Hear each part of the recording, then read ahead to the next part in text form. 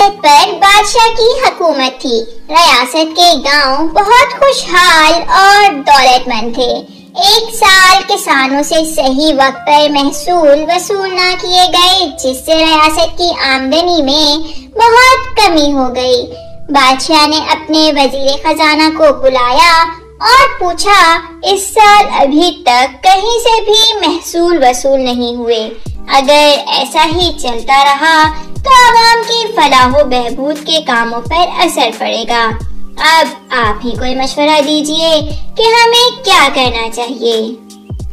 बादशाह की बात सुनकर वजीर खजाना कहने लगा, बादशाह सलामत, ये सोचना ठीक नहीं है कि किसान खुद से महसूल अदा करेंगे। अगर किसानों को ये महसूस हुआ कि वक्त पर महसूल अदा ना करने से कोई फर्क नहीं पड़ेगा तो इसे संजीदगी से नहीं लेंगे और लापरवाह हो जाएंगे। तुम्हारी बात बिल्कुल दुरुस्त है। अब हमें सोचना चाहिए कि क्या करना होगा। बादशाह सलामत, मैं खुद गांव का दौरा करूंगा और हर घर से महसूल वसूल करूंगा और अपने फौजियों के जरिए ये ऐलान करवाऊंगा कि जो भी महसूल वक्त पर अदा नहीं करेगा इनके खिलाफ कार्रवाई की जाएगी।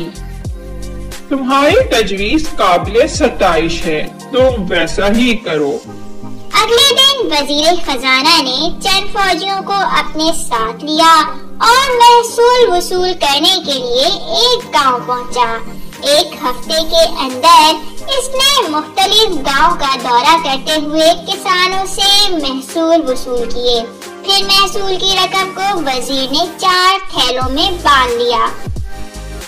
4 फौजी रकम से भरे थैलों को उठाकर वजीर खजाना के पीछे चल रहे थे और वो खुद घोड़े पर सवार था। शाम होते होते वो एक तालाब के पास पहुंच गए। ये तालाब एक गांव से बिल्कुल लगा हुआ था।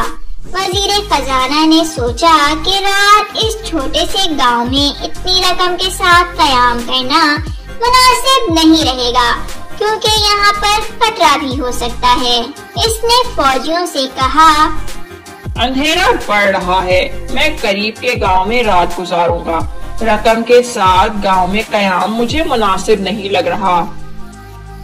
ये सुनकर फौजियों ने वजीर से कहा, जनाब, रकम की थैलियों को सुबह से उठाकर चलते चलते हम थक चुके हैं। हमें यही बरगद के दरख्त के नीचे रात गुजार लेने दें और हम यही खाना बनाकर खा लेंगे और फिर सुबह जल्दी उठकर निकल पड़ेंगे। ठीक है, रकम की अच्छी तरह से हिफाजत करना और रात में बहुत ही मुहतात रहना। ये कहकर वजीर खजाना घोड़े पर सवार होकर गांव की तरफ निकल पड़ा। फिर फौजियों ने आपस में बातचीत करते हुए खाना तैयार किया, पेट भरकर खाया। फौजियों ने रकम के थैलों को एक जगह पर रखा और इसके इतराफ में लेट गए। चारों फौजियों में से एक को गहरी नींद लग चुकी थी। इसे खर्राटे मारते देखकर दूसरों को गुस्सा आने लगा। तीनों ने सुबह होने तक बारी बारी पहरा देने का फैसला किया।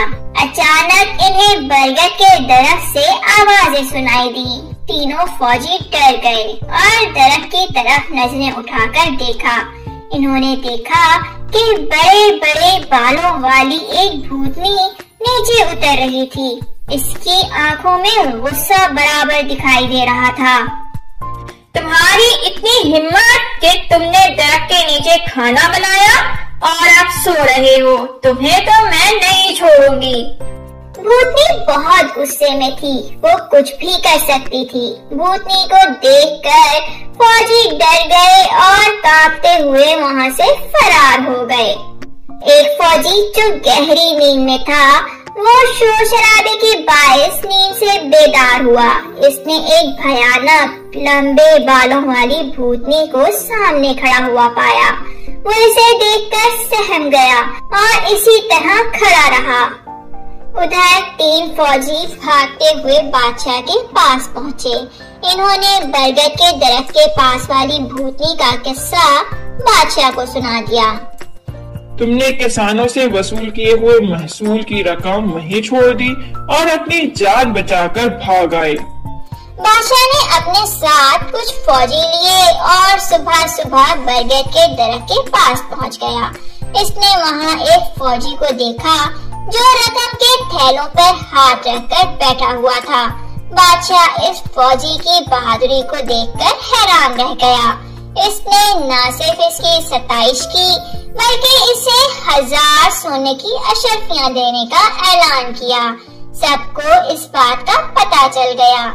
वो फौजी खुशी खुशी अपने घर पहुंचा तो इसकी अहलिया ने कहा, मुझे पता नहीं था कि आप इतने बहादुर हैं। ये तो मैं और भूतनी ही जानते हैं कि मैं कितना बहादुर हूँ। तीनों फौजियों में हिम्मत ही नहीं थी वो भूतनी का सामना कर सकें। वो तो भाग गए, लेकिन भूतनी को देखकर मेरे तो पैर ही जम गए और मैं उठ ही नहीं पाया और वहीं बेहोश होकर गिर पड़ा। भूतनी ने सोचा कि मैं मर चुका हूँ, इसलिए वो वहाँ से चली गई। सुबह बादशाह के घोड़ों की आवाज सुनकर मैं होश में आया। इस तरह इस फौजी ने पूरी हकीकत अपनी अहलिया को बता दी। इसकी अहलिया ये सुनकर हैरान भी हुई और खुश भी। खुश इसलिए कि इसे बादशाह का इनाम मिला था। अब गांव में इसकी इज्जत हो रही थी। इसने अपने शोहर को कहा, इस बात को राज रखना, किसी के सामने मत कहना।